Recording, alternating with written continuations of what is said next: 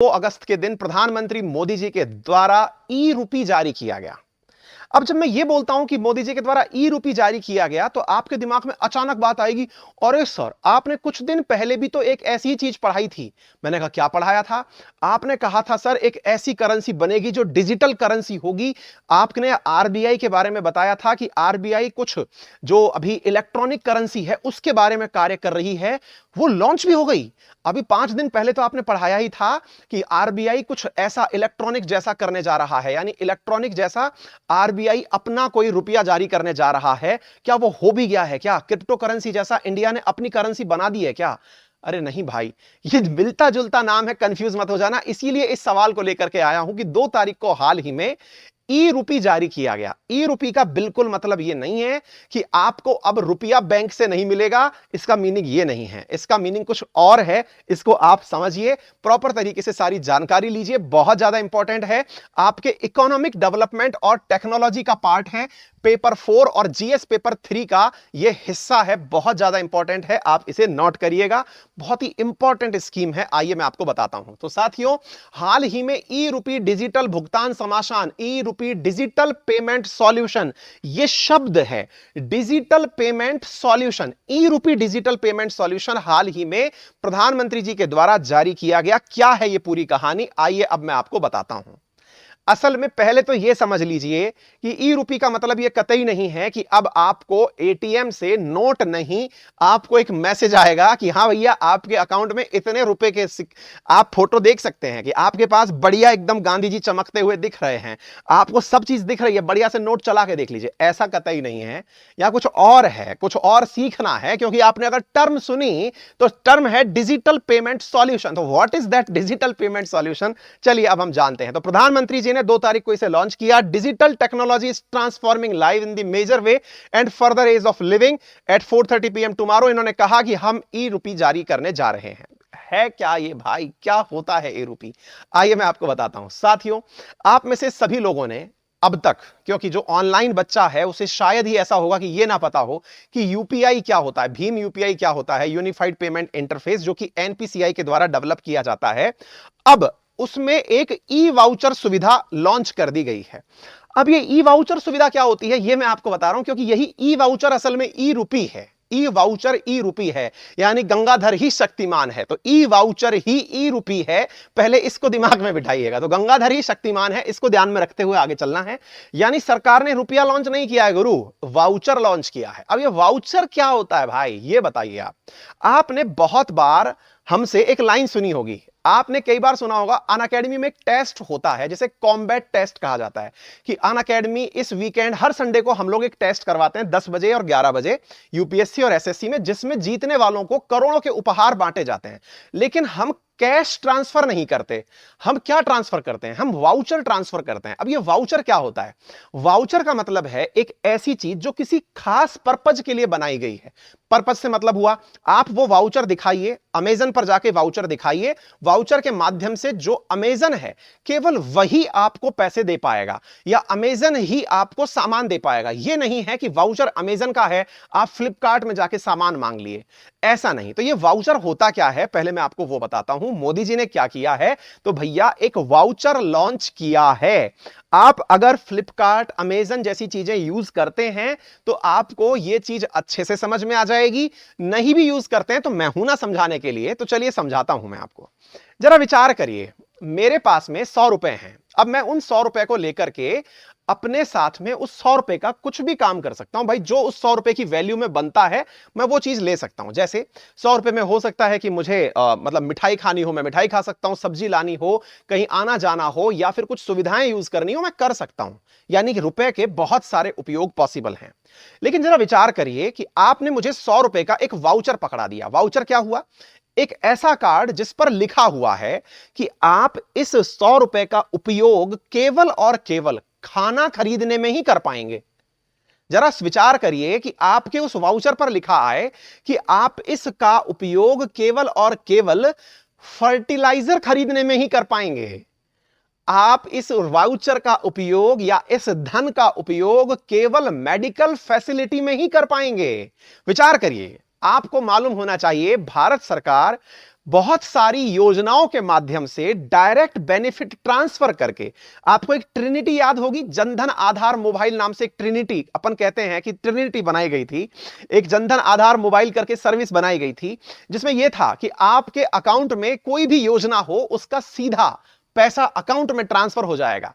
अब योजना के लिए पैसा दिया गया, आपको फर्टिलाइजर सब्सिडी के नाम पर सरकार ने पैसा दिया, लेकिन आपने उसका उपयोग फर्टिलाइजर में नहीं किया। आपने कहां यूज कर लिया साहब?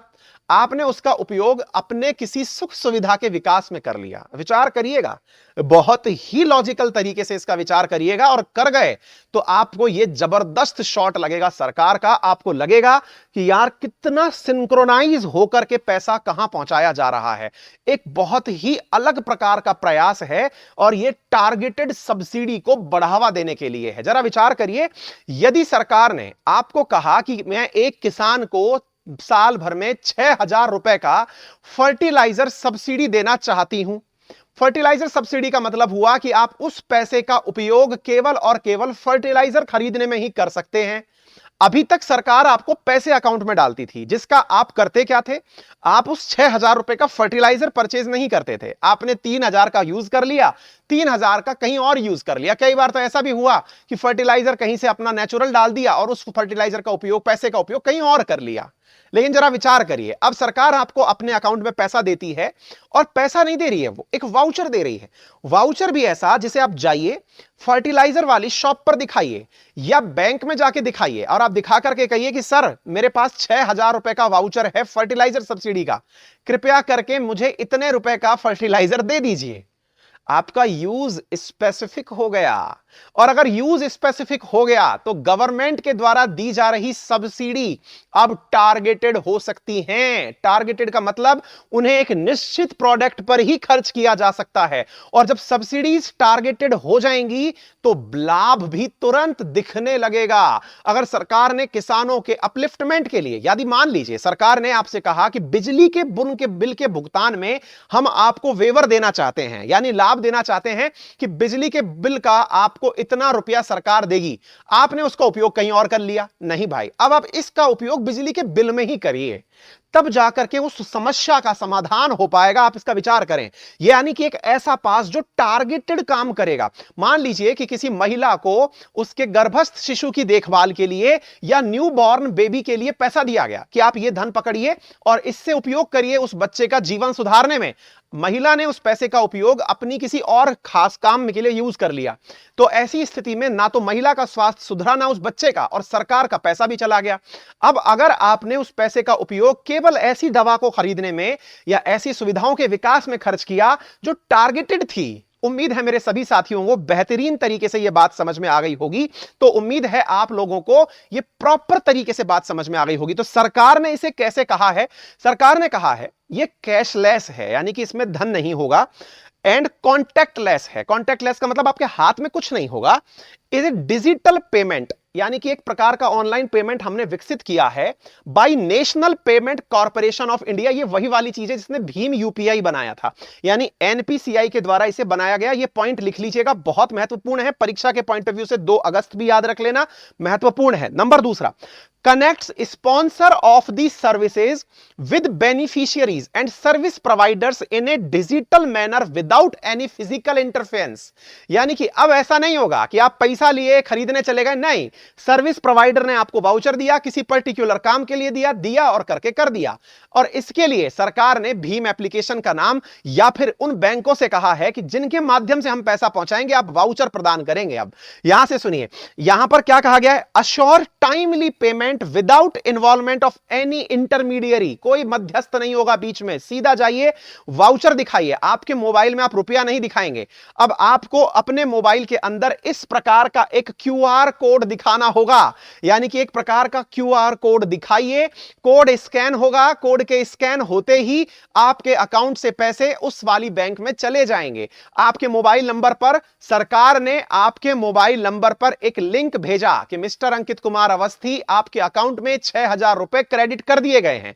आपने सोचा कि बैंक का अकाउंट चेक कर लो, जी नहीं, आपके लिए सरकार ने एक मैसेज भेजा है। उस मैसेज को जैसे ही आप ओपन करते हैं, इस प्रकार का एक क्यूआर कोड खुल के आ जाता है। है। आप उस क्यूआर कोड को लेके बैंक जाते हैं कि सर मेरे पास 6,000 रुपए हैं। बोले दिखा कहां है? बोले ये रहा क्यूआर कोड। आपने बैंक को दिया, बैंक ने उस क्यूआर कोड को स्कैन किया, तुरंत 6,000 रुपए बैंक के पास कि ये आ गए आपके पैसे, आप चिंता मत करिए, आप इसका आप यही काम कर पाएंगे। आप गए फर्टिलाइजर वाले के पास कि भाई सुन इस क्यूआर कोड का यूज कर ले। फर्टिलाइजर वाले ने कहा अजी भाई साहब ये तो महिलाओं के विकास के लिए आया हुआ पैसा है, मैं फर्टिलाइजर नहीं दे सकता। महिलाओं के विकास के लिए आप क्यूआर कोड लेके पहुंच गए, उसने कहा भाई साहब मैं यूज नहीं कर सकता, ये फर्टिलाइजर के लिए दिया गया पैसा है, मैं यूज नहीं कर सकता, मेरी मशीन स्कैन नहीं कर रही इसको, ये स्कैन वही करेगा जो फर्टिलाइजर का काम करता होगा। समझ रहे हैं आप कितना सिग्निफिकेंट रूप से इस काम को किया गया है। It can also be use for delivery services meant for providing drugs, nutritional support under mother and child welfare scheme, TB eradication programmes etcetera. इस एक्सेट्रा में सब चीजें एंट्री कर गई है दादा, समझ लीजिएगा। तो प्रधानमंत्री ने हाल ही में 2 अगस्त को ई रूपी लॉन्च कर दिया, जिसमें क्या किया जाएगा, जिसमें आप लोगों के लिए एक कैशलेस एसएमएस के आधार पर एक वाउचर भेजा जाएगा। उस वाउचर को लेकर के आप बेनिफिशियरी के फॉर्म में जाएंगे, आप अपने लिए सुविधाओं को मांगेंगे और सुविधाओं के नाम पर सरकार आपको डायरेक्ट ट्रांसफर कर देगी। यानी कि इसमें आप पैसा देखेंगे नहीं, आप इसके अंदर आप अपने पास एक क्यूआर कोड देखेंगे। ना इसके लिए आपको इंटरनेट की आवश्यकता होगी, ना इसके लिए आपको किसी भी प्रकार से मतलब मोबाइल बैंकिंग की आवश्यकता होगी। ये केवल आपके पास एसएमएस पे एक लिंक आएगा, उस लिंक को दीजिए और सीधा काम कीजिए। उम्मीद है आप सभी साथी इस बात को समझ गए होंगे। तो हाल ही में ई रूपी क्या है? एक cashless contactless medium for digital payment है। It's an electronic voucher based digital payment system that will be delivered to the mobile of the beneficiary in the form of QR code और SMS string। या तो आपके पास QR code आएगा या SMS आएगा। इस प्रकार से ये आपके पास डिजिटल कोड आएगा। आप यदि भीम यूपीआई यूज करते हैं तो आपको ये बात बेहतरीन तरीके से समझ में आ जाएगी। इसके अंदर जो सर्विस प्रदाता है और जो सर्विस को यूज करने वाला है, ये आपस में कनेक्ट हो सकते हैं। सरकार ने यह तक कहा है, क्या ये डिजिटल करेंसी है? ये बहुत बड़ा सवाल है, मैंने इसीलिए इस सवाल को यहां पर लिया है। आप विचार करिए, क्योंकि कुछ दिन पहले आरबीआई ने एक हिंट दिया था। क्या हिंट दिया था? कि हम डिजिटल करेंसी लाने वाले हैं। अब डिजिटल करेंसी से लोगों के मन में बैठ गया कि कहीं सरकार ने जो कहा था वो कर तो नहीं दिया इतना जल्दी। तो जरा विचार करिए साथियों, ये डिजिटल करेंसी नहीं है। तो ये क्या है? नो, ई रूपी is closer to voucher based payment system. यानी सरल रूप से समझिए, ये डिजिटल करेंसी नहीं है, ये वाउचर है, मतलब और कुछ नहीं है। ई रूपी is just a voucher, nothing else, जिसको आपको क्यूआर कोड के माध्यम से और एसएमएस के माध्यम से दिया जाएगा। That can only be used a specific ground for specific goods. Some of its key benefits कि यहां पर आप पेमेंट सर्विस प्रोवाइड्स यूज कर सकते हैं, यह सरकार के द्वारा किया गया है। यहां पर आप यूज केसेस क्या क्या कर सकते हैं मैंने आपको बता दिया।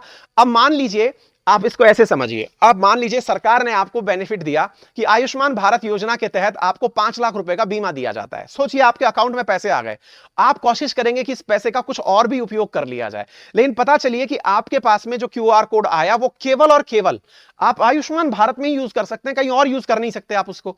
तो इसका जो टारगेटेड बेनिफिशियरी है ना, वो बनाया जा सकता है। इतनी अद्भुत चीज है ये।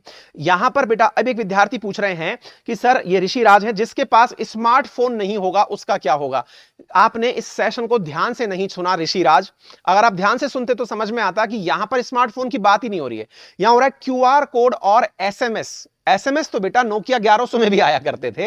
अगर आपके फोन में एसएमएस नहीं आ रहा है तो मुझे नहीं लगता कि फिर वो फोन किसी काम का है, उसे जाइए किसी अच्छे तकनीशियन को दिखाइए, है ना। तो ये काम तो होना चाहिए, ठीक है ना। तो ये विद्यार्थी कह रहे हैं कि ये तो वाकई में एक बनिया वाला दिमाग लगाया। बेटा देखिए, भारत में ना सबसे बड़ी चीज क्या है? सबसे ज्यादा पैसे इंडिया काय पे खर्च करता है? India is a welfare state. और कोई सी भी सरकार आए, चाहे एनडीए की आए, चाहे यूपीए की आए, चाहे कोई सी भी सरकार आए, थर्ड गठबंधन आए, जो भी आए, हम सभी लोग हमारी डीपीएसपी में दिया गया जो लोक कल्याणकारी राज्य की स्थापना है, उसके तहत वेलफेयर के नाम पर बहुत पैसा रिलीज करते हैं। लेकिन मुसीबत यह है कि उसमें लीकेजेस बहुत हो जाते हैं। लीकेजेस का मतलब हुआ, मनरेगा के तहत मजदूरी दी गई किसी मजदूर को, भाई साहब बीच में ब्रोकर ने कहा कि तेरे को मजदूरी मैं तभी दूंगा जब तू 100 रुपए निकाल के मुझे देगा। ये बिल्कुल वैसे वाली स्थिति हो गई। आपने किसी काम के लिए पैसे दिए, आप हॉस्पिटल गए, हॉस्पिटल में आपने इलाज करवाया, उसने हॉस्पिटल वाले ने कहा चिंता मत कर, एक काम कर, तेरा मेरा बिल जो है ना तेरा मैं 1.5 लाख का बना देता हूं, तू 1.5 लाख रुपए लाके मेरे को दे दे, मैं तेरे को पैसे रिटर्न कर दूंगा। नहीं, सरकार ने कहा जो काम है ना उसका लिंक बनाइए, सीधा लिंक पे पेमेंट मारिए, कोई बीच में लीकेजेस नहीं है। कोशिश सरकार जो कर रही है वो लीकेजेस को रोकने की कर रही है ताकि टारगेटेड बेनिफिशियरी बन सके, है ना बेटा। तो ये एक अपने आप में आपको समझने वाली चीज है, ठीक है।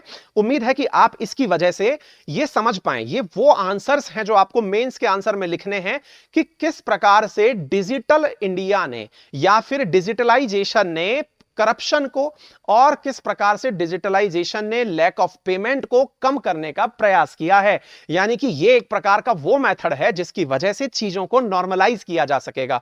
कोई सी भी सरकार हो, जब सबसे पहले यूपीए सरकार थी तो वो आधार कार्ड का कंसेप्ट ही इसीलिए लेके आई थी ताकि एक टाइम पर आधार कार्ड से मोबाइल नंबर को, अकाउंट्स को, जब ये एनडीए सरकार आई तो इन्होंने आधार कार्ड के साथ में बैंक अकाउंट जोड़ दिए। कोई अगली सरकार आएगी, हो सकता है कुछ वो और काम करे, क्योंकि अल्टीमेटली सारी सरकारें आप और हमारे हित के लिए काम करती हैं। कोई सी भी इसमें आप ये दिमाग मत लगाया करिए यूपीए ये करता है, एनडीए ये करता है। सरकारें लोक कल्याणकारी राज्य की स्थापना चाहती हैं। नीतियां तरीके अलग अलग तरीके से हो सकते हैं। कोई भी सरकार तब तक एग्जिस्ट नहीं कर सकती जब तक वो वेलफेयर स्टेट की कामना ना करे, ठीक है ना। उम्मीद है आपको यह बात समझ में आ गई होगी। तो यहां पर साथियों लिस्ट ऑफ बैंक्स है जहां पर ई रूपी मिलने वाला है, मतलब यूनियन बैंक ऑफ इंडिया, ये सब चीजें मैंने आपको बता दिया, ये क्या काम होने वाला है, कौन कर रहा है इस काम को। तो national payment corporation of India के द्वारा इसे किया जाएगा। क्लियर है। उम्मीद है सभी साथियों को यह बात बढ़िया से समझ में आ गई होगी। फिर से अगर आपको यह वीडियो पहली बार में समझ में आ गया है तो एक बार जल्दी से थम्स अप कर दीजिए, वीडियो को लाइक कर दीजिए। इतने विद्यार्थी देख रहे हैं लेकिन लाइक्स की संख्या है ही नहीं। भाई वीडियो को लाइक कर दो यार, कितनी अल्टीमेट चीजें सीख रहे हो। मैंने प्रॉमिस किया था ना शुरुआत में कि आप यदि आप चाहते हैं मेरे साथ में जुड़ करके पढ़ना, फ्री स्पेशल क्लासेस देखना, तो अनअकैडमी पर अभी जाइए और अनअकैडमी लर्निंग एप्लीकेशन अपने मोबाइल में इंस्टॉल करिए।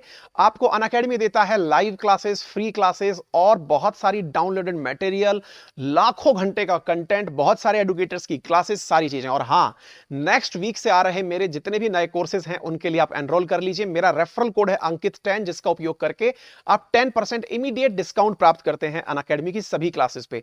एसएससी में जो मेरी पेड क्लासेस हैं ये मंडे से वापस शुरू हो रही हैं, रिज्यूम हो रही हैं, तो निश्चित ही आप उसमें एनरोल कर पाएंगे और बहुत ही बेहतरीन तरीके से हम एक निर्धारित समय के अंदर अपना काम कंप्लीट करेंगे। अभी जो हमारी क्लासेस वर्तमान टाइम पर नहीं हो पा रही हैं उसके पीछे मैंने आपको कारण दिया, हालांकि वो एक एक्सक्यूज है, लेकिन आप इसे कंसीडर करें कि मैं अभी आउट ऑफ स्टेशन हूं और कोशिश नहीं कर पा रहा हूं और मैं ऑफिशियल काम से बाहर आया हुआ हूं। लेकिन हां, जो भी आपकी चीजें बची हुई हैं उन्हें निश्चित ही पूरा कराऊंगा। और एक जो प्रॉमिस है वो ये कि एसएससी की तैयारी कर रहे विद्यार्थी जो लंबे समय से मुझे डिमांड कर रहे हैं कि करंट अफेयर का रिवीजन करा दीजिए और एक 8:30 वाली इवनिंग की क्लास का डिमांड कर रहे हैं, चिंता मत करिए, आपके पेपर से पहले मैं 6 महीने का करंट अफेयर आपको किसी दिन स्पेशल क्लास लगा करके पढ़ा दूंगा। तो डोंट वरी, आप बेफिक्र रहें और आपका ये सारा काम हो जाएगा, ठीक है। तो फिलहाल के लिए आप जल्दी से अपने मोबाइल में अनअकैडमी लर्निंग एप्लीकेशन इंस्टॉल कर लीजिए और मेरी पुरानी क्लासेस फटाफट देख लीजिए ताकि नई क्लासेस आपको मिल जाए। एक बार सब्सक्रिप्शन लेने पर उस कैटेगरी में जितने भी एडुकेटर्स पढ़ा रहे हैं सबकी क्लासेस आपको दिख जाएंगी, ठीक है बेटा। तो क्या करना है, गूगल प्ले स्टोर पर जाइए, अनअकैडमी लर्निंग ऐप इंस्टॉल करिए, फोन नंबर से अपने आपको रजिस्टर करिए, रेफरल कोड अंकित10 यूज करिए, 10% डिस्काउंट इमीडिएटली प्राप्त कर लीजिए। आपका समय शुभ हो, अपना ख्याल रखें, बड़ों का सम्मान करें, छोटों को प्यार दें, अपना व्यक्तित्व इस प्रकार से विकसित करें कि महिलाएं आपके साथ सुरक्षित महसूस करें। धन्यवाद।